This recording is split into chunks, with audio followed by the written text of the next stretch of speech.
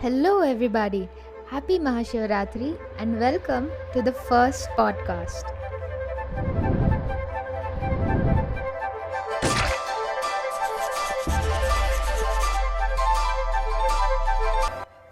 Our guest speaker is my cousin Sarthak, who's been on a 25-day, 10,000-kilometer temple run, visiting 13 temples, including 7 Jyotirlingas, and a holy dip at the Triveni Sangam during the Mahakumbh Mela.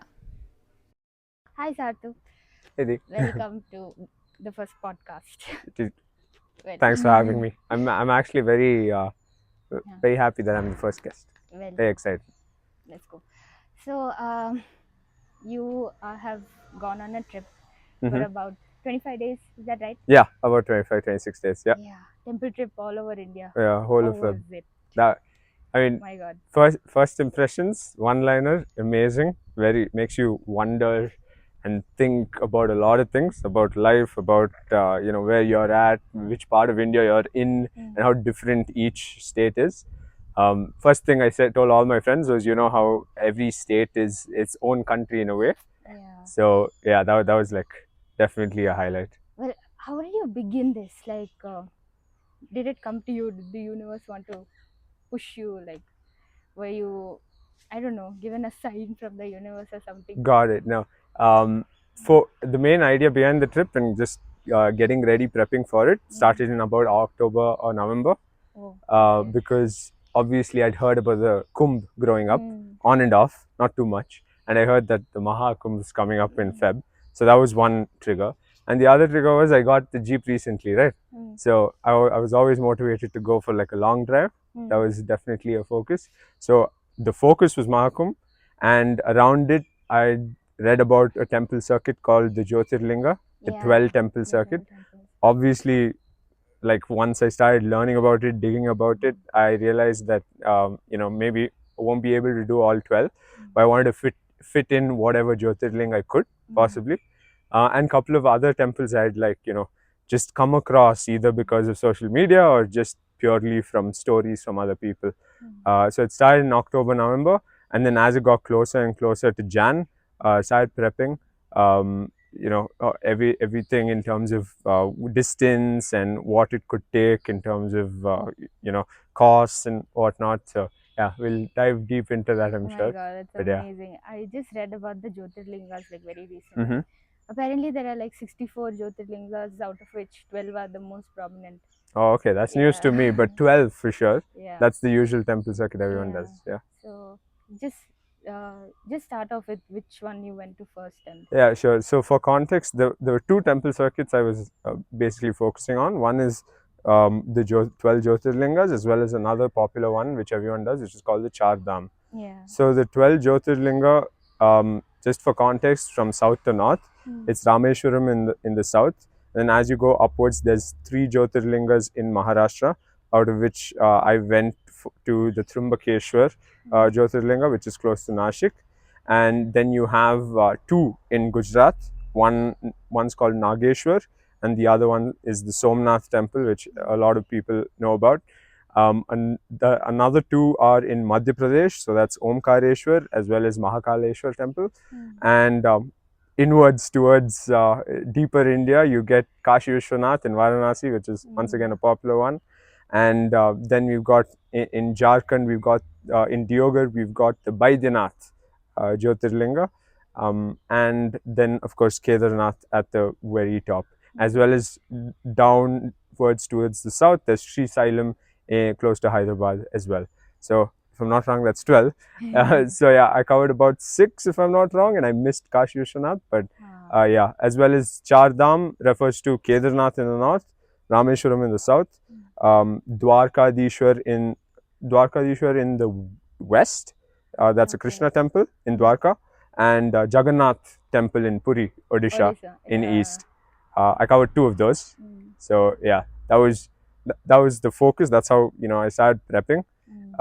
And since the focus was Mahakumbh, which is like halfway point of the trip in Uttar Pradesh, Prayagraj, and Varanasi, I basically started drafting the plan based off of those 2 locations. Okay. Yeah. And obviously starting from Bangalore, Karnataka, you had to go through Maharashtra. So I figured, doing one temple in Maharashtra is first. So we did Trimbakeshwar first, and then we headed to, Gujarat, Madhya Pradesh, Uttar Pradesh, Jharkhand, and then, I spoke about other temples that I was keen on visiting. So I really wanted to go to Assam, Ma Kamakya temple in Assam, as well as come down under towards the eastern coast. So you get a chance to visit Kolkata. You get a chance to obviously come through Odisha, Puri, for Jagannath temple, and come back down to Sri Sailam and wrap up the trip like that. But yeah, that's like a gist. And yeah. I don't have any other Okay. questions. You can just get started with Yeah, your okay. first temple visit. So yeah, I mean, starting off from Bangalore, the one of the main focuses was not to drive in the night. Definitely because you're in the middle of nowhere and temple. You don't know what's Yeah, going to happen. exactly. And at the same time, I believe, personal belief, that during temple trips, energies play a different role. You never know Definitely, if things yeah. can go up, down, sideways. So I was very conscious about that. Again, that's a belief of mine own. Each their own. So we started from here, head to Maharashtra. We had a pit stop in a city called Solapur. So that was just for the night, get a quick night's rest, and then head towards our first temple, which is Trimbakeshwar. Right. So Trimbakeshwar is on the outskirts of Nashik. And heading there was pretty peaceful. Roads are beautiful. The temple is essentially around a mount, in between a mountain range. So as you get closer to the temple, you can see like the mountain range around, much similar to Coorg. It's essentially the extension, the northern extension of the Western Ghats, our Western Ghats. Yeah. And I heard a lot about this temple in other ways as well, apart from doing research for the Jyotirlings. We reached in the morning, so that was convenient. So this is like the first temple after 2 days of travel. We park, we had a small walk up the road, and as you get closer, you start experiencing a few things that you probably don't experience in South Indian temples. Okay. First off the bat, you have a lot of people trying to put tika or nama on your forehead. And usually you'd think that, they're coming behind you for money. But I was surprised when they came, they put it, and then they were like, it's your choice, you can give me what you want if you feel like it. Wow. So I felt like that was like completely new, right? You don't get to That's feel that definitely at not all. usual, yeah. So yeah, that was a new experience for my dad and me. We got in, and essentially the temple has a big, oval shaped hall inside the sanctum first. And you get into that, and another significant thing about temples in the north that I felt was everybody's chanting Om Namah Shivaya and Har Har Mahadev and reciprocating as well. So if it's a kid, if it's an old person, middle-aged person, doesn't matter. As long as someone chants it, you'll hear rebuttals from everybody else as well. So yeah, there's a huge oval-shaped hall which you have to just go around, and essentially the inner sanctum is a linga on the ground, and it's probably, let's say, for context, mid-sized, because each linga was of a different size. Some were similar, but yeah, this is the Trimbakeshwar Jyotirlinga, which was medium-sized and has like a silver, it probably is silver, but a silver-colored covering of sorts with a face, which is like a mustache and eyes. That interesting thing about the eyes that I'll mention a bit later, but yeah, that's how it looked. And it's placed a bit lower. So when you reach the inner sanctum, you get to see it with, like, let's say, how do you explain this? Like a stone divider of sorts, and then you look inside, and that's where the linga is. So you get to be this close, as close as I am to you. Yeah. The thing that was significant here was you could feel there was bhasma in the atmosphere for whatever reason. Personal, experience. Did you get the smell, or was it yes, the smell? Combination of the smell and just the atmosphere, you feel like it. I think Shiva temples by default, when you get into it, there's a bit more calmness inside. That's how I felt. Another significant thing that my dad felt, and I to a certain extent as well, is you look at the linga. I mentioned that it's got eyes and a mustache and everything. The eyes are so, how do you explain it? Just intense, that it feels like regardless of where you move, it's like looking at you. Like you can stand anywhere and you feel like it looks at you. I'm pretty sure there's like an expression for that in general, but yeah, that's how I felt. I think the beautiful part about that is usually in those Jyotirlingas, in general, significant temples, you tend to think that you'll get to see it only from afar. That was the case in some temples, but here it was like very close, right? Wow. This close. Mm-hmm. Yeah. So that was beautiful.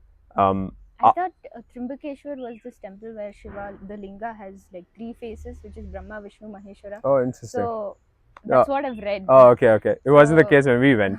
Okay. Yeah. Likely they do that. So you need to keep in mind that likely for certain festivals, certain key events, they might create special coverings for each one of the linga. Right. So at the end of the day, the linga is that stone formation, right? And different Jyotirlingas have different covers or artwork on it, which they do, which I'll talk about more in different at different occasions. Okay. But yeah, and another thing about the difference in architecture of the temples there, right? Obviously here in the south, you've got beautiful carvings and unique, let's say, figurines or idols on the outside parts of the temple. There, the structures are much more like just elongated, as well as you can see it's carved, and there's not necessarily idols on the face of the temple or anything. So outside, it's got that significant difference compared to other temples, but at the same time, similarity to other Jyotirlings to each other in a certain way. So here it was a type of brown stone. Probably there's a particular name for that material, but overall very clean, of course, as you'd imagine, and overall really nice experience. Good first temple to visit if you're doing a long trip. That's why I like realized, and I was telling my dad as well. I mean, what are difficulties did you face while the entire trip? Okay, I will get to that closer to UP, so I'll give you that context. Right. Closer to Uttar Pradesh, the heart of the trip, which is Mahakumbh, was where we faced the most friction. But yeah, thankfully, the first half, which was going through Maharashtra into Gujarat, into Madhya Pradesh, was relatively peaceful. So we'll go to that later. Yeah.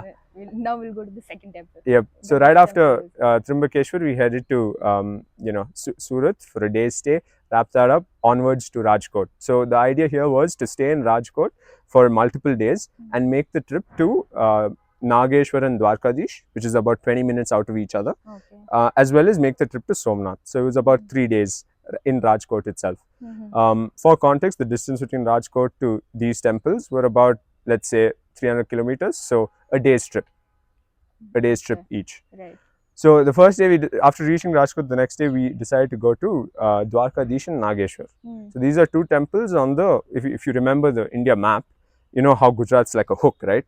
So the top tip of the hook is where Dwarkadish as well as Nageshwar is. Right. Yeah. So yeah, we headed to Dwarkadish. Significant part about Gujarat, two really interesting things if you're doing a road trip. One, the roads are beautiful, 4 lanes, completely tarred, lovely to drive on. 2, cars don't have to pay any toll. So that was like a highlight for us, because obviously we're paying a lot of tolls going up and down India. So yeah, we headed to Dwarkadish, beautiful roads. You drive towards the Dwarkadish temple, nice entrance, lot of proactive locals who show up to that temple, which like really surprised me. Got into the temple, and that was our first experience at experiencing security measures in different temples. So certain temples in India tend to have Z or Z plus security. Dwarkadish apparently had Z security, which means Z security? So Z security is a level of security where there's obviously armed guards here and there. So army personnel tends to be, but significant thing for devotees is you can't take your phone inside. Wow. But got into the temple here, unlike Trimbakeshwar, which is like a Shiva Jyotirlinga, here you got to walk upwards. So there's like an upward climb, which is like a significant thing in every Krishna temple, at least that's what we thought. So you got an upward climb, and then you enter the temple, inner compound of the temple.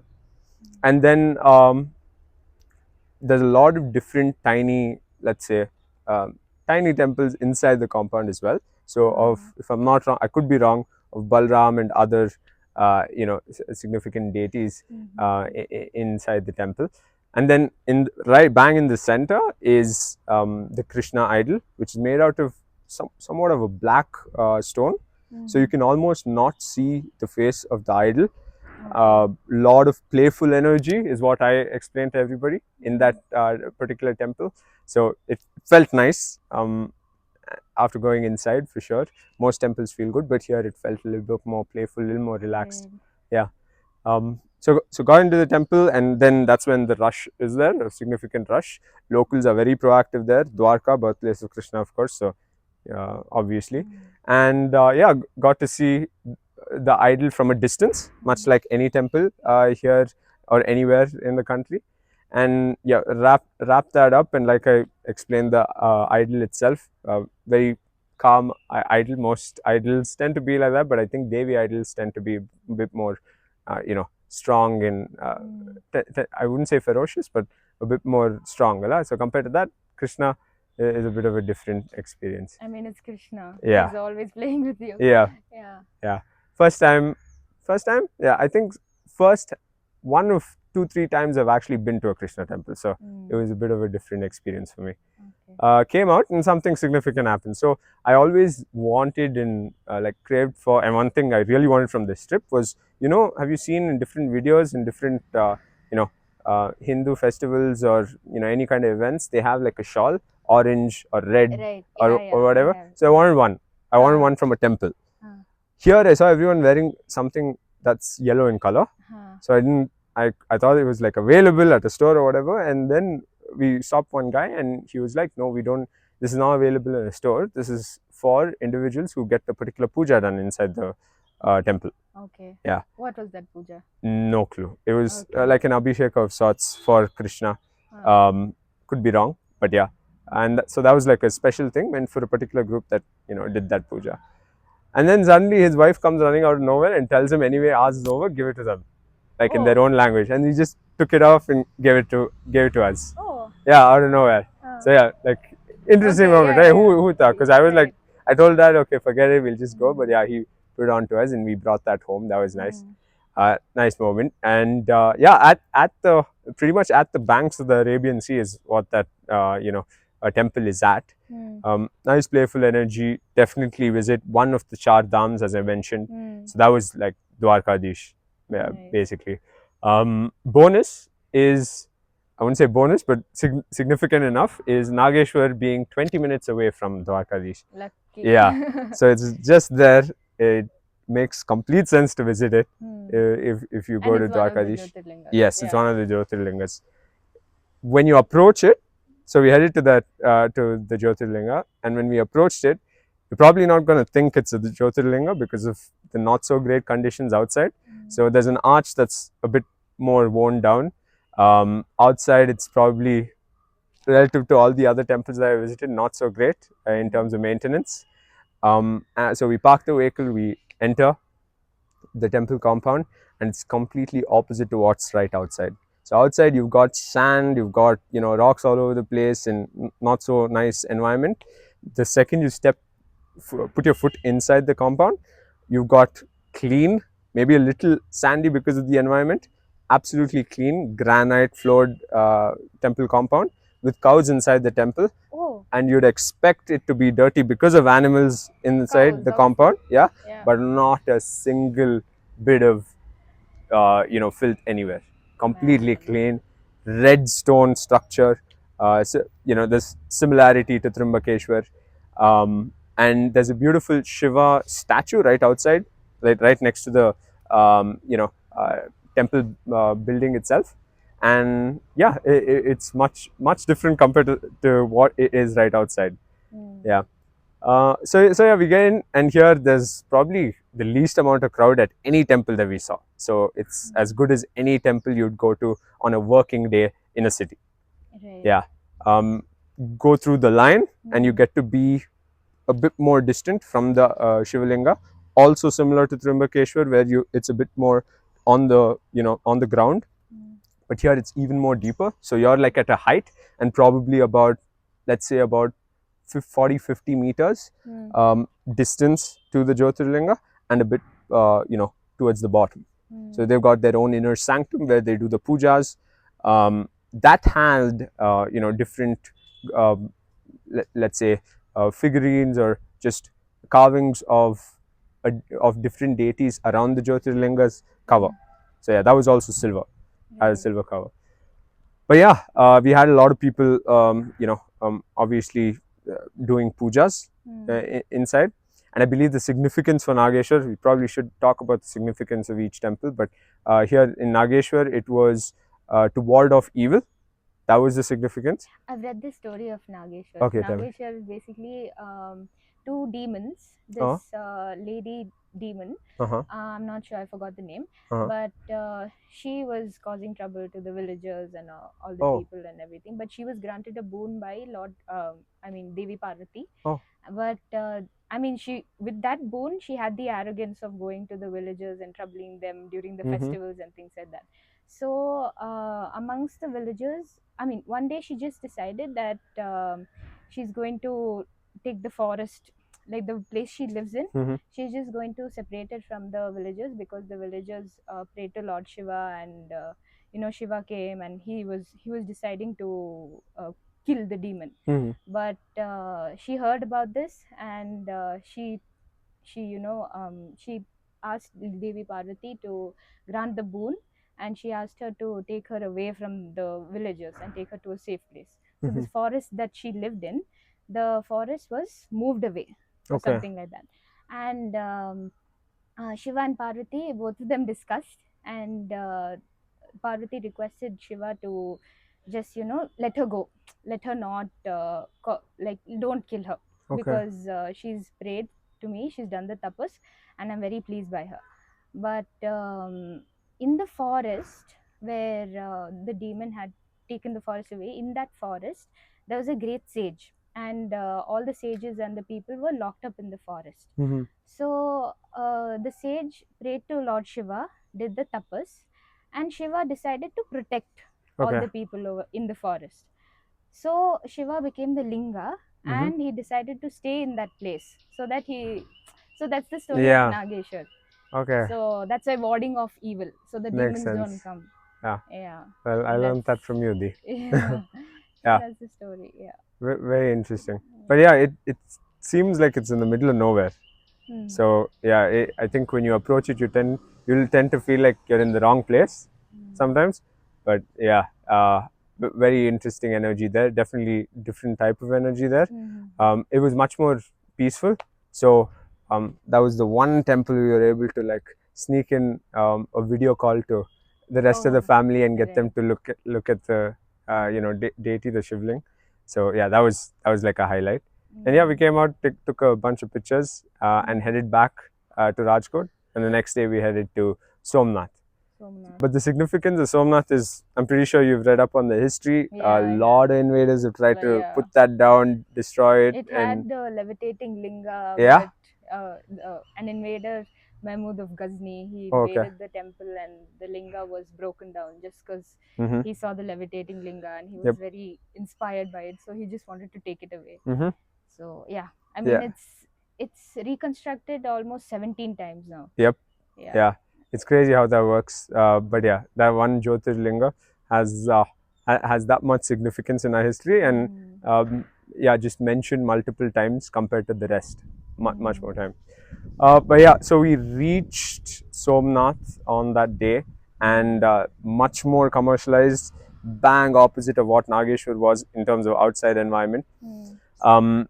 Another thing in terms of significance for this temple is that it's meant for, or not meant, but probably, uh, you know, just all about wealth, prosperity, and things like that. So historically, people believe it had housed, or probably still houses, a lot of treasures and significant amount of money back in the day, even before the invaders came through.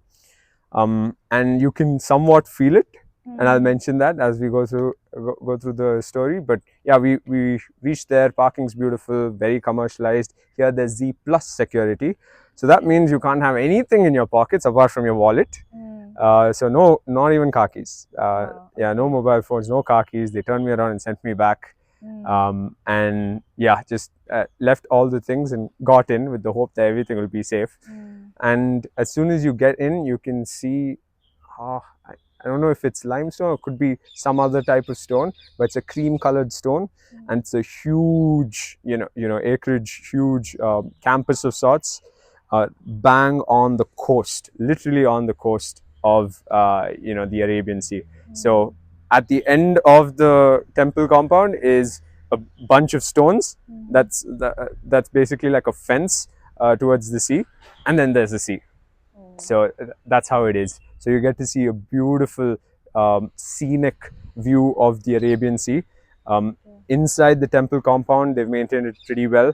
You've got beautiful grass, well maintained pathways, and I believe there's also mini structures of the 12 Jyotirlings. So like mock versions of it on one side for the tourists to understand the significance of Jyotirlings as a whole.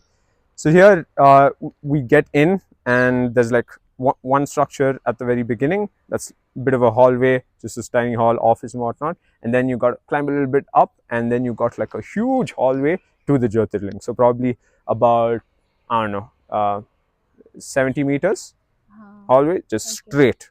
Usually they take you around and whatnot in these temples, but here it was just straight.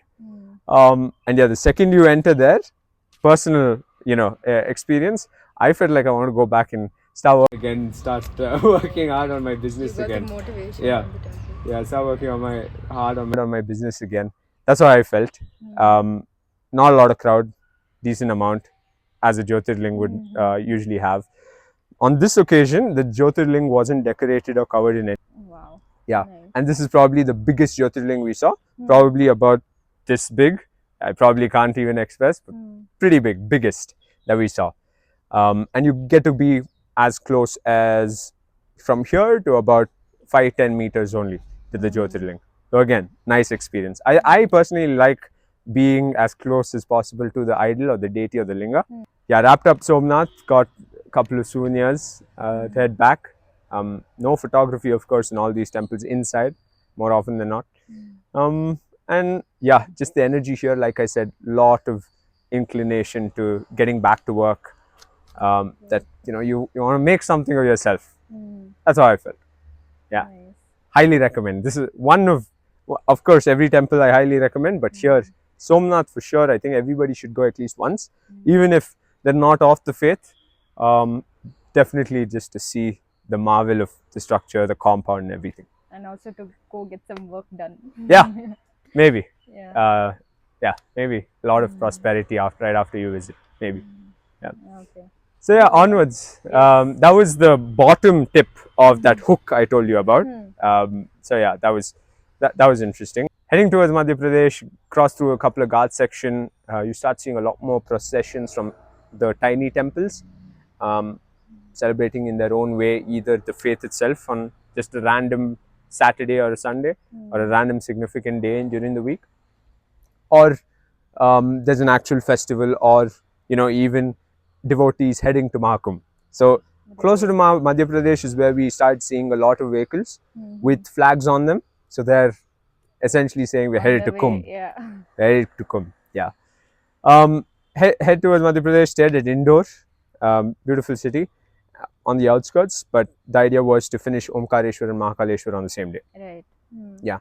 So Omkareshwar was first on our list, and then we do Mahakaleshwar.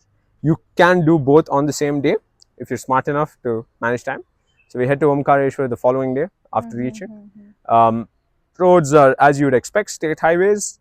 Make your way through a bit of Ghat section. Right. And here Omkareshwar is on the face of a mountain. So this is where the Jyotirling kind of starts differing. Oh, the entire island is in the Om, right? Is it? Yeah. This is news to me. I Likely. mean, yeah, you see the map. The entire map, I mean, the island itself, the Vindhya mountain ranges basically. Okay. So the mountain is in the shape of an Om. Okay. I mean, you look it up, it's very nice. All right. Yeah. I'd heard that the idol is somewhat of a shape of the linga is somewhat of a shape of an Om. But I'll explain to you on how the idol looked. But yeah, so it's on the face of a mountain with a river flowing in between two mountains. Yeah. And at the same time, at these places, usually if you're going for a regular darshan, it's probably going to take anywhere between 2 to 4, 5 hours depending on the occasion. 2 to 5 hours wait. So yeah, we got the special darshan, tugging and pulling was maximum at this place, more so than anywhere else. Instantly here, it's much more covered, lot less, open environment because it's on the face of a mountain. So the entire, temple building itself is like inwards to the mountain, right? So it's on the face of the mountain, but like pushed inwards. So yeah, can feel the energy as you would at most Shiva temples. And here it gets interesting. So you've got like a broad hallway leading up to a tighter hallway, and so it's like up and then down. So as you go up, so everyone like constricts quite a bit, and everyone's like tugging, and elbows are getting kicked out and whatnot. And then you've got like a downward step, couple of steps, and it doesn't stop there. That's where there's no, let's say railing or anything, and the crowd all comes together. And so there's like a downward, couple of downward steps, and then you have one more right. That's another 3 sets of steps downwards, and then you've got the Shivlinga in the, bit more in the bottom. So much like, much like the other Jyotirlings, but even more, grounded in all the way down, all the way in the bottom.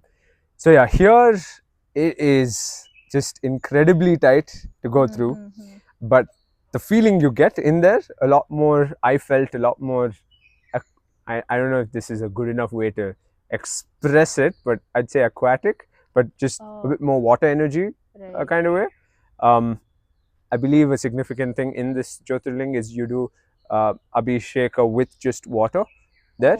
And the Shivlinga is probably this big, just the size of both of your palms together.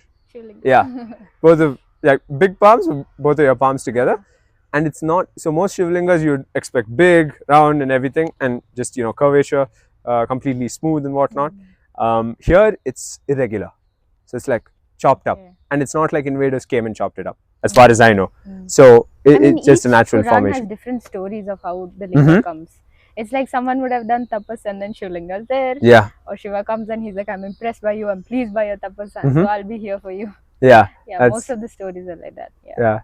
That's a beautiful thing about our faith, fella. Yeah. But yeah, so that you get here is probably the even more closest I got to a linga. Probably I'm here and the linga is here, like right in front of you. But yeah, you've got to be quick because there's so many people. The energy here is definitely different compared to other Jyotirlings, like I mentioned, of how I felt. Definitely a visit. Didn't quite get to see the external structure of the temple itself. But yeah, just the fact that it's like etched to a mountain and the scene of a river flowing in between the two mountains, and the experience inside, getting as close as you can to the Jyotirlinga was beautiful. Yeah. And then we run to Mahakaleshwar, which is in Ujjain. It's essentially towards the northern side of Indore. So we get to Mahakaleshwar, drive back, good roads as you'd expect. Just a second, I just want to add like a small saying. Yeah. I just heard this yesterday, like we were just reading about all the temples.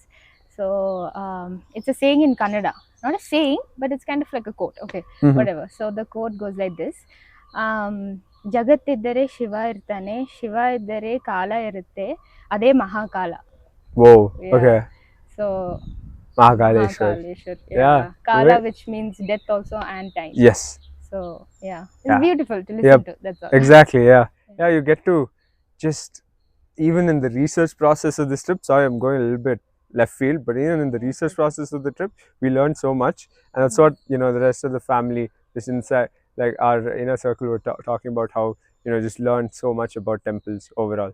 But yeah, anyway, more of that at the end. But yeah, head to Mahakaleshwar. Here, lot more commercialized, much like Somnath.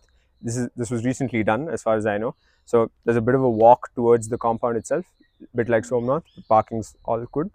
Approach is, as you'd expect, much more developed. It's a city in its own right, and right outside the main temple compound is a complete tarred road, two-way road, and you've got effigies, not effigies, but essentially different kind of carvings on the wall of India, as well as different deities of our faith, and you get to see a Shiva statue with steps towards it on the right side. You have Hanuman and his 5 different avatars in one end, and then you've got a lake right there with a nice developed, like nicely built wall, lamp posts, and completely commercialized, as you'd expect. And then you have like a walk upwards towards the main temple compound itself. Here again, we were able to get like a bit of a special darshan, and so that helped with time. So got in. As I explained, a bit more commercialized, so the approach is a bit different. Much like Nageshwar, you get to walk towards the left side from right to left or left to right, and then you've got the idol. Whereas in Somnath, you get to walk straight to the idol, to the linga. Sorry, yeah. So here it's probably a bit smaller in terms of size to Somnath, but it's almost of the same size. So that's how big it is. And here, a significant thing about Mahakaleshwar is something called Bhasma Arati, which tends to happen in the early hours of the day. And you have to book 3 months in advance. We were hoping that we'd stumble on a Bhasma Arati and leave early and actually reach for it. But when you found out you had to book 3 months in advance, out of question then. So here too, they decorate it with colors, flowers, and whatnot. And much like the covering, the silver covering of the Jyotirlinga in Trimbakeshwar, here as well, they have like a significant mustache, and the face is with a mustache. But here, we got to see a completely cleaned up linga. So in its natural form, luckily. Lot of devotees, both local and from outside, as you'd expect. It was a weekend, so you can expect it to be how it would be. And yeah, just got here too, much like Somnath, got to do it twice. Just went out, and this is all, again, when you tend to do this at the same Jyotirlinga darshan twice, it's a matter of luck in some ways, because the security, it depends on whether the security is tight enough or not. They tend to just push the devotees away, but if you're smart enough, you find a gap, you can just squeeze through again. If it happens, it happens. Exactly, if it happens, it happens. We had a lot of moments like that. So yeah, got to do it twice, right as close as you'd get to this Jyotirlinga, but 50 meters away. And yeah, a lot of similarities to Somnath. Felt a bit more of a Bhasma atmosphere. I keep saying that even though it makes little sense, but yeah, similar to Trimbakeshwar in some ways, similar to Somnath in some ways. Structure similar to most Jyotirlings, elongated structure. Lot more of a smaller temple outside wise, that's what I felt. But yeah, what they've done in terms of the environment and just the overall compound for the temple is massive in terms of commercializing it and making it a significant attraction to not just people of the faith, but also people outside of the faith. So yeah, interesting thing about that particular compound is they have a Bharat Mata temple right outside, which I'd never seen before in my life. So yeah, they have a Bharat Mata temple. Just celebrating the country? Yeah, like considering the country to be a deity in its own right. Yeah, a female deity, of course. And they've got like the India map, a structure of the India map, and yeah, like I mentioned earlier, a Shiva statue right outside, which is nice to look at. Incredibly hot on that day, but yeah, onwards. Next. Yeah, that was Madhya Pradesh. Madhya Pradesh was interesting, adventurous in its own way. Would visit again. And then we've got onwards to Uttar Pradesh. So this is where we hit the highlight. Right. Yeah. This is the adventure. Yeah. Oh my God. Okay. So this is where. So up until Madhya Pradesh, roads are beautiful, travel was peaceful, touch wood. And then the following day, after the 2 Jyotirlings in Madhya Pradesh, we head to Uttar Pradesh. This was one of the longest drives, so about a 12 to 14 hour drive, which means we got to make it before sundown. That was my intention. I didn't want to drive in the night at all, like I mentioned earlier. Start off and we head in, bit of cement roads in the gaps. Still a state highway, but yeah, bumpy in its own way because I was driving the Jeep. So significant city in between was Jabalpur. Still in Madhya Pradesh, if I'm not wrong, if I have my geography right. Reached Jabalpur and you got to take like a left deviation. Second I take that, a relatively empty highway became completely like Picard Bangalore-Mysore highway back in the day, if you remember, like right before this highway came up. and you have every single registered car across India, from the south, TN, KL, all the way to the north. You have UK, JK, JH as well. East, west, you have every state's plate, car with every state's plate on that road. Everybody's going to come. All of a sudden, the highway is like packed. Now it's somewhat of a race against time because you want to reach. And I had heard, even though my trip was planned a month in advance, I'd booked everything and the dates and everything. Because of recent unfortunate events during that time, I knew there was a significant event coming up on the 12th, I think, which was a full moon night and significant day for a significant bath. So I think it was called a Maggi Amavasya, if I'm not wrong. So yeah, in full moon night, everyone would go to the Triveni Sangam to bathe. And somehow everyone decided to go to Prayagraj on the day I had planned 1 month in advance to go to Prayagraj. So yeah, from Jabalpur things got, you know, much more intense in terms of people. I had to make sure I had to reach before the sun set. So we were on a clock. We hadn't had lunch, so I did a 15-hour drive in about 11 and a half hours. Wow. Yeah. Everyone can judge however they want. I have hotels booked in Varanasi because that was the weekend plan, the following weekend. So what do? And everything's jammed. We're nowhere. We can't leave the vehicle because my vehicle looks a little bit different. We have KA plates, attracts attention. Maybe from good people, maybe from bad people, we don't know, right? As it is, we had, you know, interesting experiences thereafter with the vehicle, which I'll explain. But at that point, we were like evaluating everything. Obviously, family here is worried. Start thinking what to do. Called up the hotel in, Varanasi. They were obliged to keep the vehicle. Okay. So we have a plan. Reach Varanasi. How are we going to reach Varanasi with all the entry and exit points of where we are completely blocked? So we decided we're in the Jeep for a few hours at least for that night. Parked up. Obviously, a lot of scenarios running in the head.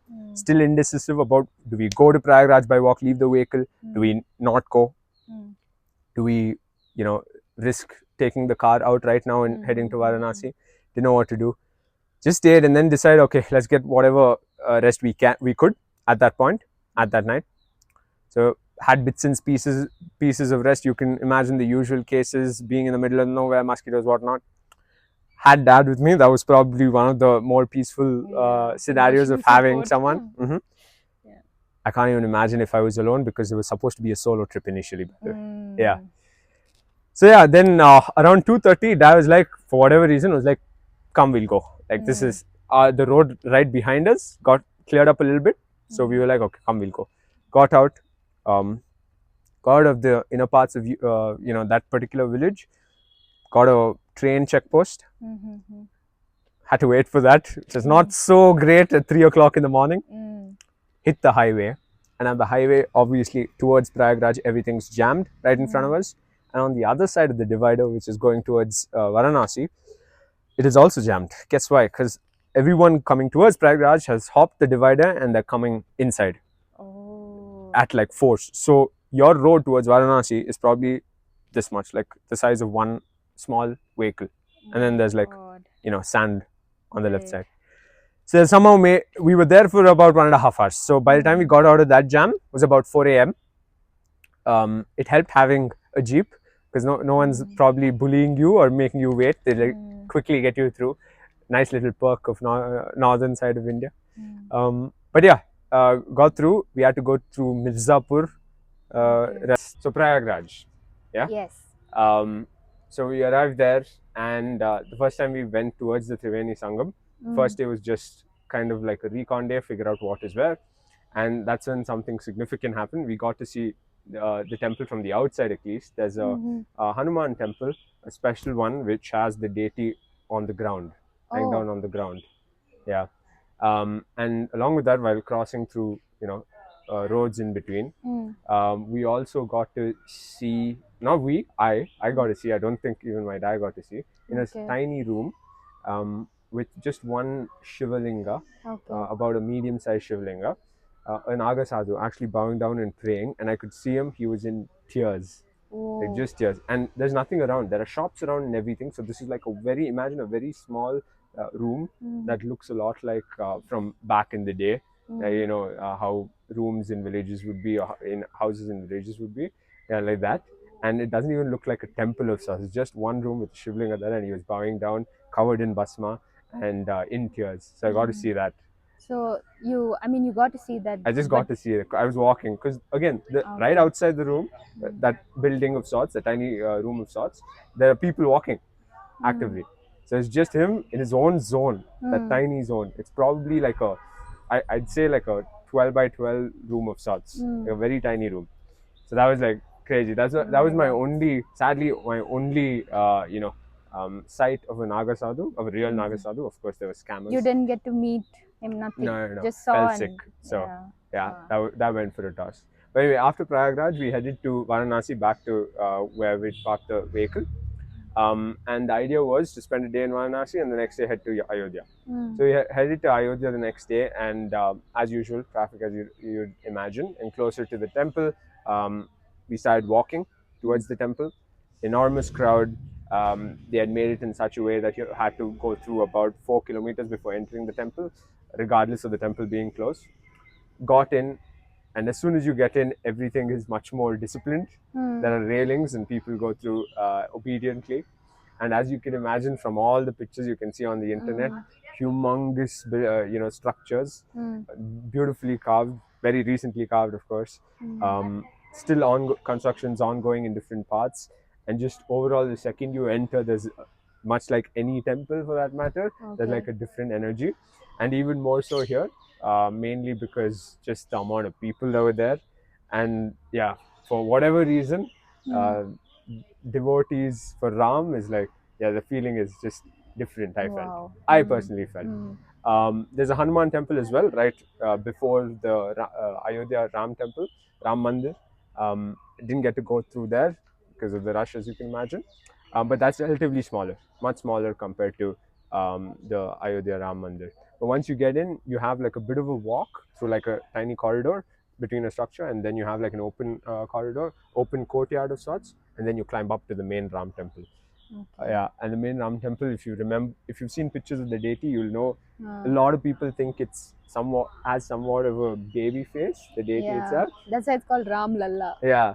But I felt like when I got closer to the deity, it's definitely different compared to some of the earlier pictures that you got to see when the Ram Mandir started off, right? And energy wise, it's just pure devotion there. Like that's all I'll say. Yeah. Like just pure devotion, like something somehow from somewhere, some kind of accomplishment has happened, and everybody's cheering that, from pure devotion, like from a place of pure devotion. Definitely would go there every year if I could. That's, and not all temples maybe feel that way. Probably shouldn't be saying that, but got through quick, of course. Didn't quite get to spend too much time, and got out of the main temple premises. And outside, pretty proactive. You can find all sorts of miniature figures and whatnot of Ram Mandir.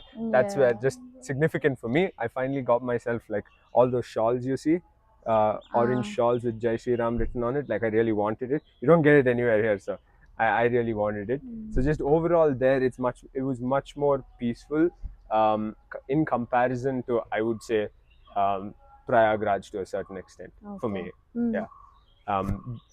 Like I said, for whatever reason, one of the temples I'd revisit again and again and again. Nice. Back to Varanasi, the idea was to go to Kashi Vishwanath temple, the most significant temple in Varanasi. Of course, people say that right before you go to Kashi Vishwanath temple, you have to go to a Kal Bhairav temple that's right there, close by. So that was the plan. Of course, I fell sick, so couldn't make it to either. But I ended up, even though I was sick, on the bed, in the hotel, trying to learn more about the different ghats, because there are multiple ghats in Varanasi, and yeah, usually they have Ganga Aartis, which I'm sure most people are familiar with. For those who aren't, it's basic. I'm pretty sure you are familiar with Ganga Aarti, where you've got like a bunch of um, you know people part of the temple. Uh, Kodata word is popping up in my head. Say it, say it. Sage. There we go. Yeah, yeah. Just taking an aarti of Ganga, the river. Which I think somehow any kind of spiritual worship done towards nature, right? Any Right. kind of worship or any kind of celebration done towards nature is kind of inspiring. Let's say that. So any kind of worship or celebration done towards nature is definitely a different feeling and has a different vibe to it. I got to see something similar in Odisha as well, which I'll mention. But yeah, didn't get to see it. Definitely want to go back to Varanasi and try to like go to both the temples and witness the Ganga Aarti. But the temple that came after is a Jyotirling. So this Jyotirling is a bit like Nageshwar back in Gujarat, Right. where it's tucked away in India, like deep in India, in a town, in the town of Diogar in Jharkhand. And it's called the Baidyanath Dham. Yeah, Baidyanath Dham, with the significance being health and wellness. And yeah, we headed there. For whatever reason, due to traffic and people and whatnot, we ended up at Baidyanath, at Diogar, at around 7 or 8 p.m. This is not something I want. Not 7 or 8 p.m. Sorry, 6 p.m. Okay. 6:15 p.m. Not something I wanted at all. But it is what it is, and you have to get to the temple by foot after a particular point in the city. So this is in the heart of the city. So you're literally going through streets that are probably half, if not, at least half the size of the inner streets of commercial streets in Bangalore. Right. So you can imagine how tight that is. Yeah. With a couple of houses there, not just shops, houses there, homes there, 0 volt bulbs lighting up that small alleyway sometimes, sometimes brighter lights too. And then all of a sudden, as you get closer to the temple, everything's much more brighter because of all the shops. And then you've got the temple gate that's almost like a part of all the shops and the neighborhood itself. Doesn't this temple have like many other temples that are surrounding it? Exactly. Yeah. In the same compound. Yeah. Yeah. I mean, I know the story for this one. I'm Okay. sorry, I'm interrupting. No, go ahead. Yeah, so Baidyanath is basically when Ravana, he wanted to strengthen his kingdom. Okay. And he wanted Shiva with him. But obviously Shiva can't be there with him, and so he goes up to the Himalayas. And over there in Mount Kailash, he does his tapas, but his tapas wasn't successful. So he's very disappointed. Okay. And finally he lit up the this fire. And he does this sacrificial ceremony where he gives away his heads, Ravana and his 10 heads, right? So he's giving away his heads, and finally when he's giving away his 10th head, Shiva appears. Oh wow. And Shiva is very pleased by his tapas and everything, and he grants him a boon saying, you ask me what you want, I'll give you. And Ravana is like, I want you to come with me to my kingdom, Lanka. But obviously Shiva can't go there, so he transforms himself into a linga, and he's like, if you want me, then take the Shiva linga and don't put it on the ground. If I am dropped on the ground, I'm not going to get up again. So obviously the other gods and goddesses, they're like, oh my god, now if Ravana gets the linga, he's going to be invincible. Yeah, pretty Nobody much. can defeat this demon. Yeah. And finally he's like, he does it, but then he was walking from Mount Kailash to the Lanka, but finally Lord Brahma, he comes on the earth, and he asks Varuna, the water god, he asks him to get into Ravana's food as water and bring him the urge to urinate. So when Ravana is having his food, and he has obviously the linga with him, and he gets this urge to urinate, and he gives the linga to a shepherd boy or someone. And he goes away, he comes back to see that the linga is on the ground now. And then he realizes, oh my god, this is all the gods and goddesses going against me. And obviously the linga is now there. He tries many a times to pull it up, but it doesn't come up. And yeah, he's unsuccessful, and there the Shiva linga is our Baidyanath. Okay. And yeah, I mean, Baidyanath is called Baidya or Vaidya because Yeah. Shiva heals Ravana, Yep. right? Yep. Yep. Of all his 10 heads, he gives back his heads. Mm-hmm. And yeah, the healer, Shiva, Vaidya. Yeah. Got it. Interesting story, actually. Yeah. I didn't know. I didn't know the. I knew up till the Brahma part, and then once you mentioned Brahma showing up, that was like new information. But it sounds very similar to the Atmalinga story, and the Atmalinga is here near Gokarna somewhere, here in Karnataka. Right. Yeah, it's not a Jyotirling. But anyway, so Baidyanath, we made it through the streets and made it to the temple. I had a little bit of a wait. I broke down because of travel, issues. We had to be in a particular place by that time, but we were going to end up being late. But for whatever reason, I broke down there at the temple, which had never happened before. And we made our way into You the broke down in sanctum. the sense, did you Start like start crying? Yeah, yeah, Oh, yeah. That's what I mean. I'm faint. yeah. Okay. Yeah. So I started crying. That was like on the queue towards the the Crying sanctum. of pain or ecstasy? How did it Pain, feel? definitely. Pain. Yeah, I was just like, I was like so tired because all the plans had backfired until that point for an entire week.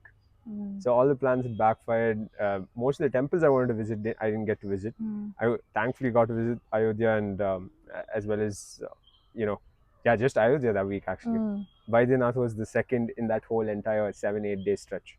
So yeah, I was like so demotivated and in pain that I just, the tears started flowing by itself. My dad was surprised because usually I was the strong one out of the two throughout the trip. But anyway, we made our way into the sanctum.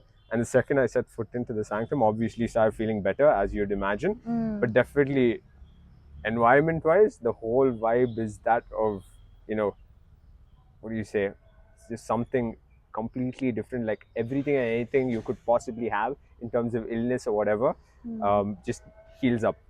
Definitely, they were burning something Ayurvedic in nature, I'd say. Right. Something natural that felt very medicinal. And or maybe they weren't. I don't know. But yeah, that's what. But it you like felt. to think it was something like that. If you were a logical person, then you'd probably think they're definitely burning something, and that's why it smells and feels that way. But who knows? I can't verify that. But that's what I felt.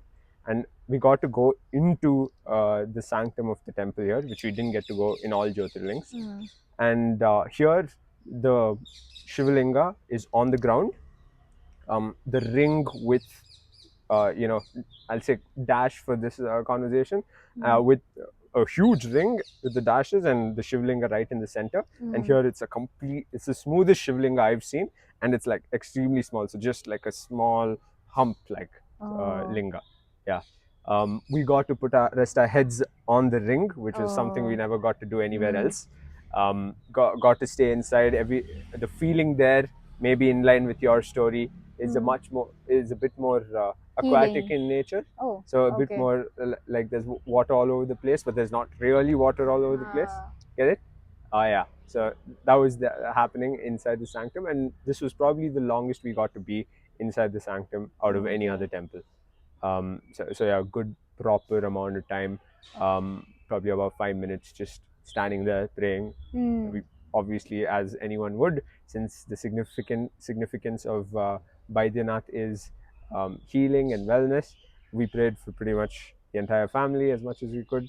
And when we got out, we got to the entrance of the temple itself. Towards the temple itself is a bit more secluded in nature. You can't see the entire structure of the temple. But when you get out of the inner sanctum, you get to see the center courtyard of the temple, which is not big, but sizable enough. There were a lot of people because it was a Monday, Shiva's day, and they had their own mini version of an aarti with 3-4 people holding, the aarti and doing it for the linga from the outside. And the structure similar to other Jyotirlingas, but completely white, like milky white. Yeah. Beautiful to see. A lot of people, normal people, locals, outsiders, say other sages who've clearly come from different parts of India. Very evident. Different people doing tiny pujas of their own versions of pujas right outside, because there were multiple temples, as you mentioned, in the entrance of those multiple temples in different ways, either lighting lamps or chanting mantras, sometimes even having tiny homas as well, and doing that outside, and all this. So that was like different compared to other temples, right? Nice. Yeah. So that was Baidyanath in the middle of the night. Damn. Okay, late evening, but yeah, it was like pitch dark after that. And we headed to Bihar to continue our journey towards the northeastern part of the country. Next stop was Mahakamakya temple, which is something I was like longing to go to. One I was longing to go to, and made our way to Assam a couple days later, and yeah, we found out that there's a fairly long wait to go to the inner sanctum of the temple itself. It is a Shakti Peeth after all, so you've got like an 8-hour wait before you can make it into the inner sanctum. A relatively easier way to essentially look at the deity or experience the temple itself is something called a Mukh Darshan, where you get to be about around 10-15 feet from the deity itself, and there it is essentially a wall, and there's water flowing, is what I know as much. So the story goes, and I'm pretty sure you're familiar with that. Par- Parvati's Parvati's womb. Parvati was cut up in 52 pieces based on a particular story. You probably know this better than me. Yeah. And her womb ended up landing in Assam near Guwahati. Mahakamakya temple is on top of a particular mountain, a hill essentially, which is supposed to be powerful and has its own significance as a deity in a way as well. So the second you're on the mountain, it is a forest area as well, so it just feels a lot different, even though there's like hustle and bustle all over the place. There's a healthy mix of like quiet and nature around it as well. So you have to make your way up the mountain to the temple, and yeah, since the womb ended up falling in that particular place in India, very very sensitive with you could say photography, and what some people are allowed to capture and not to capture. Lot of both feminine deities sculpted on top of the temple, as well as placed in different parts inside the temple compound. They have a pond there as well. With the significance, I unfortunately don't know, but definitely there were 2-3 deities on the edge of the pond as well. And all these deities I mentioned in the compound are all covered in red kumkum. Yeah, red kumkum. Yeah, completely covered in red kumkum. And it's even the sculptures on the temple building, right, which you'd usually not see anyone put any kind of kumkum onto here in the south. They're completely drenched in red kumkum. Different types of deities sculpted onto the temple itself. And as I said, Mukh Darshan had like a tiny route into the temple, where from a distance you get to see a small deity of Mahakamakya. I believe I came back and I did a little research that there's a bigger figurine itself with silver color eyes on the other side in the inner sanctum that we kind of missed seeing. I found out later on, but the significant part of that temple is a wall from which the water flows. Yeah, and you get to see that wall, part of the Mukh Darshan, but it's a longer way to get into the inner sanctum. But yeah, even though like when I found out that I missed out on seeing the sanctum, obviously you feel a little bummed, but feel a little disappointed. But definitely whatever I expected to feel going into the temple, I felt. And yeah, it just exceeded my expectations, and I properly understood why it was so significant. There are a lot of stories that are significant for the region as well as part of that temple. I believe the Ahoms worshipped that particular deity a lot back then. And if you do a little digging on the Ahoms, they were a particularly large dynasty that fought off the Mughals pretty significantly. Yeah. So that was like interesting in terms of significance as a Shakti Peeth, as the story, as all the stories I'd heard. Structure wise, it's definitely different compared to any other temple that I saw. Much more long and what do I say? So there's a part of the temple, the inner sanctum itself, is somewhat of a different, made from somewhat of a different stone, both internally and externally. So the whole thing itself is different, and from the outside, it looks like it's probably like a regular, village temple, but you can just the significance from reading maybe, but you gotta go and experience it yourself Yeah, to properly definitely. understand how different it is, and how much of an impact it probably has had, not only now or not only during the Ahom dynasty, but throughout the history of this country. So that's why it was like so significant. A lot of a couple of temples outside as well. There was a Matara temple close by, which I had to climb up and go to. Yeah, just overall great feeling. And probably something to mention was right in view, in view of the deity itself, is a place for sacrificing animals. So Okay. I'd never seen that in my life before. An actual dedicated place for sacrificing animals. I mean, doesn't that happen in Coorg also? Yeah, but not I mean, it at happens this scale. outside. Yeah, Yeah. happens outside. Plus, even if there's a dedicated spot, it's probably yearly once or whatever. Yeah. At least it looked like it was happening daily. Oh. And the dedicated spot is so enormous, and yeah, just we got to, you can decide to leave this in or not. We got to actually see one goat be sacrificed. That's what they usually sacrifice, goats. And we saw them taking the body of the goat and heading into the inner sanctum, as well as a bowl of blood. Oh. Yeah, covered a bowl of blood. So I don't know what the significance was, but I know animal sacrifice is pretty significant for that temple. Okay. Yeah, that was one main thing about Mahakamakya temple. It is popularly known to be a bit more Mahakamakya in terms of energy wise, a bit more playful energy. Right. Probably not as similar to Krishna, but somewhat along the same lines. Yeah, uh, that's probably more leaning on to when you start worshipping her in particular. But yeah, something to mention. After that, we head downwards Okay. through the east coast of India. Yeah, and opportunistic um, temple visits was the idea until we reached Odisha for Jagannath Puri. So the most opportunistic one was Dakshineshwar in Okay. West Bengal, believed to be a Shakti Peeth again. And here it was very similar to our Bhadrakali temple in Kuklur in Coorg. Oh. That's what I felt. Huge courtyard, very disciplined folks, felt like their own version of Namme, like Okay. our yearly festival that we have every May. But it was a regular day. There was no significance. It was just a regular day with devotees coming in, and fairly decent queue, no rushing, no pushing. So much more peaceful to experience for Right. sure. And just that open courtyard and the way you get to stand right in front of the deity here as well was beautiful.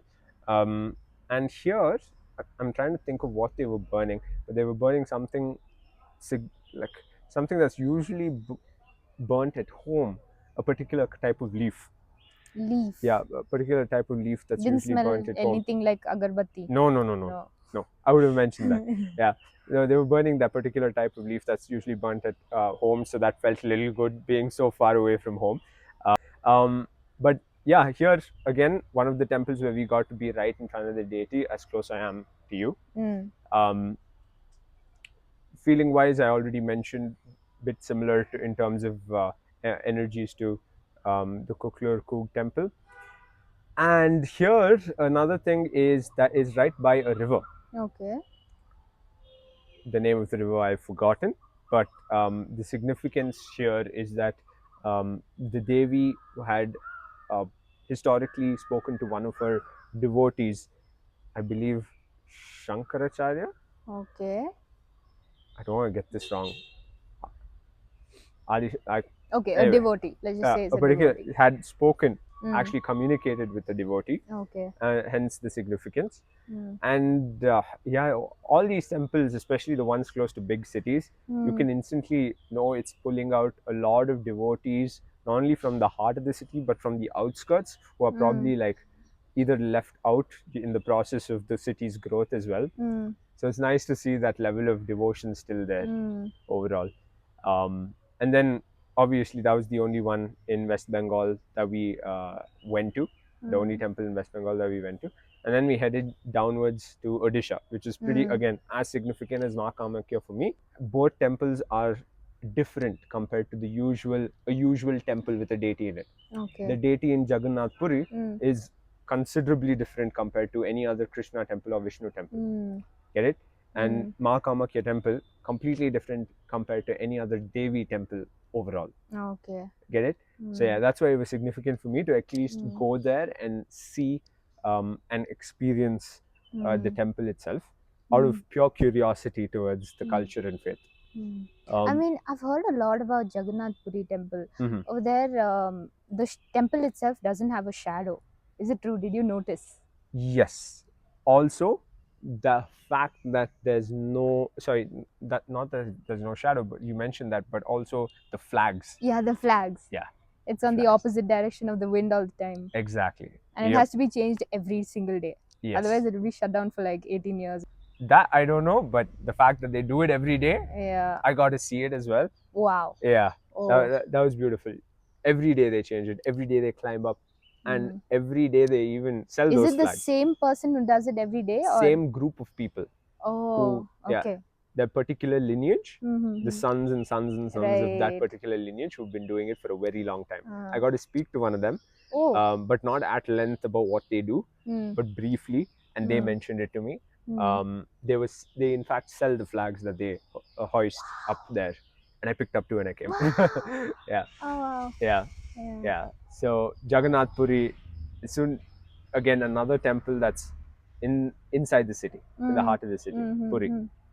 Another significant thing about the Jagannath Puri temple is, for the longest time, it's got 4 entrances, north, south, west, and east. And for the longest time, there was only one entrance open. I believe only this year or last year, as recent as since the new member of parliament was elected, that's when he pretty much said open all the 4 entrances. So now you can enter and exit in 4 different ways. Oh. And isn't it chaotic?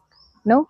It probably will get chaotic at events like the Rath Yatra that happens every year in June, July time, August time. So that's the thing. What's beautiful about having 4 entrances and exits is that imagine you're going around the temple compound, you get to see people coming in and going out. But at the same time, imagine throwing a drone up into the air, how beautiful it'll be seeing a constant flow of people in and out. Here, I didn't expect for it to be as crowded as it was, but it was extremely. And as we wriggled our way through an entrance which is not supposed to be an entrance inside the inner part of the temple, and we made our way into the closer to the sanctum, and right there you have people walking across, basically walking across the deity. So the deity is right in front of you, and you see people walking across. We wriggled our way in such a way that we can actually stand and look at the deity. The deity was significantly far, and here, of course, it's not just Lord Jagannath. It's also, I believe, Balram and Subhadra. Yes, I got the names right. So yeah, Subhadra is in the center. On the left is, I believe, Balram, and on the right is Lord Jagannath, which is like a black deity that I can't even describe what the shape is. But the story goes that when Lord Krishna ended up dying because of an arrow to his foot, because the hunter mistook him to be a peacock.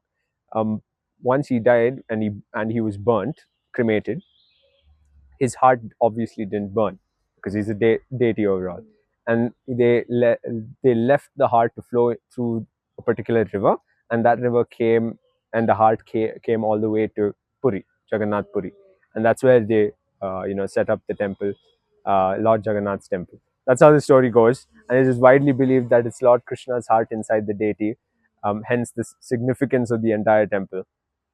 And it was one of the 4 Char Dhams. Yeah, which is also like a bonus, and you get to tick that off. And yeah, pretty crowded, as you could imagine. A lot of sages from all parts of the country you could recognize here too. So they were coming through with like proper intent to just take Lord Jagannath's darshan and go. There weren't any pujas being done by them outside, bit like Baidyanath, nothing of that sort. And another significant part about Jagannath Puri was this particular place called Swargadwar. So Swargadwar is essentially a crematorium, but what happens right in front of Swargadwar every day is what's significant, which is the Samudra Arti. So essentially, individuals who are part of the temple, sages, come out onto the beach with an arti, light up the arti, say different types of mantras, and essentially um, worship or take the arti of the Samudra. Yeah, take the arti of the Samudra with people around, and you get to pray. And there are beautiful videos on the internet about this. One of which that I came across, but for whatever reason, you, now people would argue about this and say maybe it's the time of the day, maybe it's something else.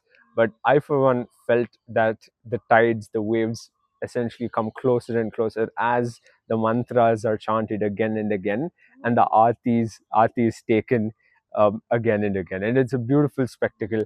I'll share a few of the videos. I've actually experienced something like this. Okay. Because my flute Guruji, Yeah. his house, he had just randomly just thrown seeds out in his garden and things like that. But that one particular tree, I mean, there are so many players who are learning from him and things like that. And he says that because of the flute, whenever the flute is played, there are birds coming in, and that entire tree that grew up, it's literally falling on his house. Oh wow! It's on his house. Yeah, it's beautiful. Yeah, it's like nature really reciprocating in a way for from our actions, for our actions. Yeah. Yeah, that was just beautiful. Much similar to how the tree bent towards your Guruji's house. Here, the waves keep coming closer and closer to the sages doing the arti. And it's beautiful to watch. The mantras that are chanted, the way they do, the method in which they do it is just so different and beautiful that it's just you got another thing that you have to experience kind of deal. So yeah, we got to witness it two nights in a row, 2 evenings. This happens at 6:30 p.m. in Jagannath Puri, in Swarnadwar, by the beach. So it's really nice. And that was pretty much it for Jagannath Puri. And this was like almost the end of the entire, India trip, if you may. And the last one was a Jyotirling, Sri Sailam, which we were going to land up on Mahashivaratri day. Yeah. I would have loved to stay there the night, but as you'd imagine, Shivratri, the crowd was something else. Yeah, the crowd was something else. As we stayed in Hyderabad and then traveled to Sri Sailam. That's the more convenient way of doing things. And the approach to Sri Sailam is similar to the approach back in Omkareshwar, where you had Omkareshwar on the face of a hill. Here, Sri Sailam is in the hill, so inside the hill basically. And here you got to go from one hill to the other, and the drive is just roads that are crisscross with the river flowing in between. I believe it's the Krishna River, I could be wrong. But yeah, it's just a beautiful serene sight. We make our way into the hill, and the temple lot more smaller compared to most other temples we had visited, because this was probably the only South Indian temple part of the list, right? So the structure, as you'd imagine, a lot similar to the temples that we see here in South India. And yeah, you make your way inside, and then here the linga is a bit similar to the one in Omkareshwar as well. In Omkareshwar, from what I understood, from what I'd read, it's shaped in somewhat of an Om shape. Yeah, that's what they say. I said, when we spoke about it, I said it was like irregular shaped. So maybe it's in line with it. I mean, I said the island itself is like in an Om shape. Mm-hmm. You see. Yeah. But here, it is also irregular shape, but this is extremely small and it's a bit triangular. So it went like this. It is curved in nature, but it's a big triangular as well. So a bit of sharp edges of sorts. Extremely small compared to any other Jyotirling that we saw. But here, I would probably compare this to the devotion we got to see in Ayodhya. Perhaps because it was Mahashivaratri, you could feel that. You get to see the linga from a distance, but as close as you can in the near the sanctum. And the main reason I would probably go to Sri Sailam again is just the environment of the temple. Yeah. Um, Something about these Jyotirlings and the environment of the temple, but here much more significant given the natural, um, you know, just the natural presence, different types of presences around the temple, around the kshetra itself, I'd say. Yeah, that makes you feel a bit more away from it all. That's the feeling I got. Away from it all and in peace. That's what I would say for Sri Sailam. Yeah. Um, yeah. That's about it. That's about it. Yeah, I'm trying to think of Sri Sailam a bit more, but yeah, Shivratri kind of swayed everything quite a bit. Didn't quite experience anything outside as such, apart from the nature itself, which is more than enough. There's a beautiful. This is worth mentioning. There's a beautiful, tourist point when you're making your way towards Sri Sailam, where you get to stop. There's a restaurant, but there's an entire view of that valley with mountains on either side and the river flowing in between.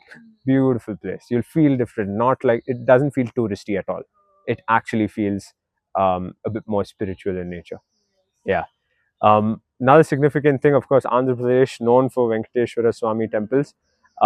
Here on the outskirts of Hyderabad, there is one significant temple that's relatively recently built, called in Swarnagiri. So it's called the Swarnagiri Venkateshwara Swami temple. Beautifully built, which is why it's worth visiting. Um, and yeah, that's pretty much it in terms of describing that one, because there's so many pictures on the internet, and the pictures do the justice. Um, I would say. But yeah, it's just worth it if you're Ishtadevata as Venkateshwara Swami. But yeah, that was pretty much wrapping up the entire trip. Something else. Doesn't it feel unreal? Yeah, it does. Like I said, that was the first thought. No, can't believe that the trip happened. My God. Yeah. Overall, spiritually, how did you feel?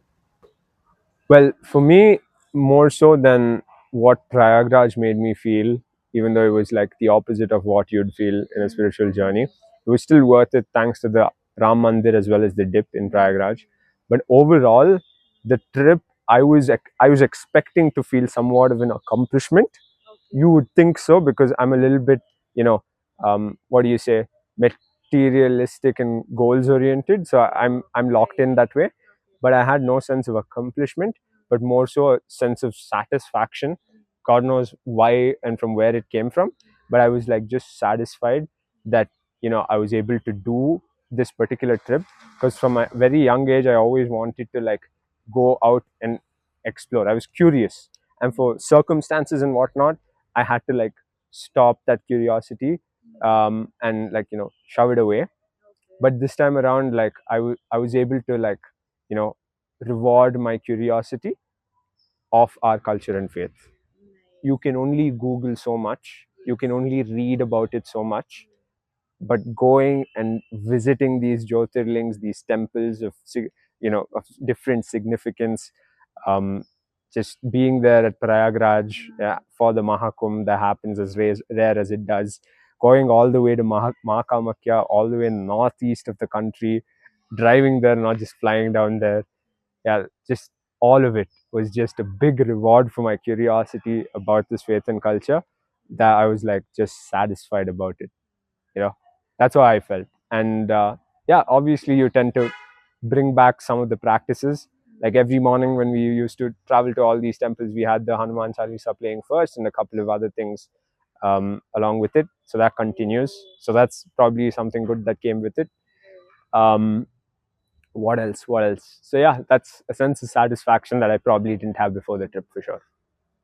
I mean, the fact that you remember so many details of each Yeah. temples, Yeah. like seriously, hats off. Yeah, I was actually, before coming here, I was thinking like maybe I'll mess up something, but I managed to say most of it I mean, all correctly. the temples. You Yeah. remember each temple, the linga, how Yeah. it looked. Yeah. I mean, I can't forget it also. Yeah, I can't forget it. And I could remember even the ones from, the earlier temples, the first couple of temples. Yeah. What about you? So you asked me, how you felt spiritually, right? And I said sense of satisfaction. All my curiosity was rewarded, and I was a very curious person about my faith and culture. What's uh, what's it been faith-wise for you? Like I know everybody, like most of our generation, mine and your generation, most of us, like we follow in our parents' footstep in terms of worship and going to temples and whatnot. Is it like different, or have you like done a little digging by yourself? Like, what does the faith mean to you? The faith, it's pretty different for me. It's not like I have to go visit temples or anything like that. Uh huh. It's just right now I recently discovered that my Ishta Devata is Shiva, Okay. and I was initially very confused between Krishna and Shiva. Mm-hmm. It was more like Krishna was attracting me, but then at the same time I belonged to Shiva. I don't know. It's kind of like that. Then our Igutappa temple in Arkula Devata. yeah. Yes. I think that's the only temple I'll be visiting often. Okay. It's the right one. It's popularly known in our faith that if you have a very good relationship with the Kula Devata, the Kula Devata will protect you and shield you from a lot of things across different aspects of life. That's what I'd read. And funny you say that. Like I think about this always. No, like few years ago, I would like dismiss and laugh, or probably even just like say, okay, people are probably broken in the head when it comes to just you know having an emotional reaction in a temple. Like I never believed in that. Like I thought like I couldn't imagine something. yeah, Like that. exactly. But then after When it happened to you, not when it happened to me, but then I used to empathize. uh-huh, I wouldn't just give it off like, "Hey, you're talking crap." uh-huh. I used to just empathize. Okay, for maybe some people it's like that. It's not like that for me. I don't believe in God yet, Mm-hmm. so I don't know how it's like. Because my mom used to constantly remind me saying that, "Dear, you don't know." Oh, okay. Okay, so once if someday when it happens to you, you'll know. Mm. So I used to just okay, fine. Fair, you gave it the benefit of the doubt. Yeah. So I was mentioning, no, like I've also dismissed it quite a bit. You were at least open to it, saying that you've not experienced it, but I was like completely. It makes no sense how you like breaking down a temples. That's got to be a trigger from something else that you're just experiencing because of energies inside the temple. But when it happened the way it did for me in Baidyanath, and the way it did for my dad, like I guess some things that only once you experience in certain places that you really understand the meaning of emotions flowing the way they do, and why you get to hear all these sayings where I don't know from where, but in either the Puranas or the Bhagavad Gita, that one of the deities actually say, um, you know, surrender to me, and everything will be all right, or something along the same lines. And I guess this is in a way surrendering. You're just breaking down. But yeah, that's what I was like wondering about. Interesting. So that's how the sense of faith has evolved. But definitely been worth it, just being curious about everything and exploring it ourselves. Being curious is amazing. Yeah, just exploring it ourselves instead of leaning on what people around us tell or what we've heard from other people as such, and actually taking the opinions of the people who tell us what they tell us, as well as exploring stuff on our own. The combination of two is probably better. I don't think we'll ever be able to know everything unless we become like some Nagasadhu or Nagori Baba. Yeah. Yeah, well, that's about it. Yeah. Amazing podcast. Yeah, you enjoyed it? Thank you so much for this podcast. Yeah, I For the just hope, support, encouragement. of course. It means a lot. Of course, Dee.